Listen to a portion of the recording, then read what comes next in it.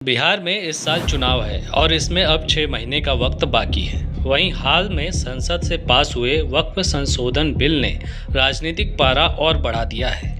एक तरफ चर्चा है कि इस बिल का समर्थन करने से नीतीश, चिराग और एनडीए में भाजपा के दूसरे समर्थक दलों की सेकुलर छवि को नुकसान और मुस्लिम वोटों का नुकसान होगा, तो वहीं आरजेडी समेत कांग्रेस और इंडी गठबंधन को लाभ। ऐसे में सवाल है कि क्या मुस्लिम वोट इस बार तेजस्वी को बिहार के सीएम की कुर्सी दिला देगा। आइए राजनीतिक गलियारों में चल रहे इस चर्चा का विश्लेषण करते हैं। मुस्लिम वोट क्या एकजुट होकर राजद को मिले? संसद में मोदी सरकार ने अपने गठबंधन के साथियों विशेषकर जेडीयू की बदौलत वक्फ संशोधन को पास करा लिया। ऐसे में मुस्लिम समाज जिसे नीतीश पर भरोसा था वो उनसे उखड़ा हुआ है। यह माना जा रहा है कि मुस्लिम समाज नीतीश के साथ था, वो इस बार एकमुश्त आरजेडी के पास जाएगा। लेकिन क्या ऐसा सच में होगा? इस बात को समझने के लिए हमें 2020 के चुनाव पर एक नज़र डालना होगा। तब भी कुछ ऐसा ही माहौल था। सीएए को लेकर मुस्लिम समाज में गुस्सा था। जेडीयू के 11 मुस्लिम कैंडिडेट को हार का सामना करना पड़ा था, लेकिन बावजूद इसके तेजस्वी सीएम की कुर्सी हासिल नहीं कर सके थे। राजद को तब 75 सीटें मिली थीं और भाजपा 74।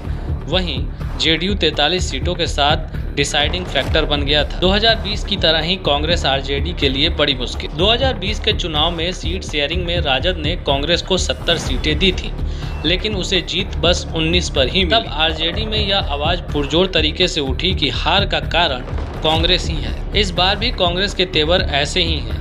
कांग्रेस नेतृत्व में बदलाव के बाद से आरजेडी के साथ उसके संबंध तल्ख दिख रहे हैं। नए नेतृत्व ने अभी तक लालू से मुलाकात तक नहीं की और न ही तेजस्वी को सीएम फेस माना है।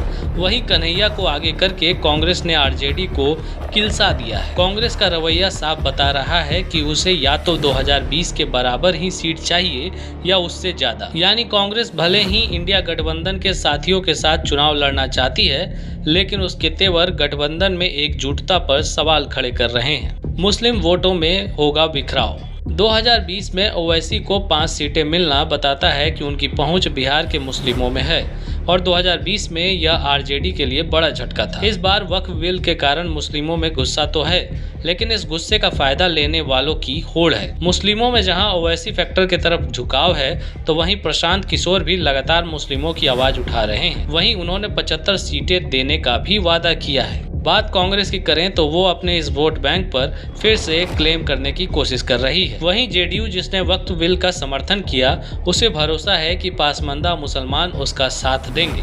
ऐसे में क्या मुस्लिम वोट एमवाई समीकरण में एक मुश्त जुड़ेगा, यह सवाल है।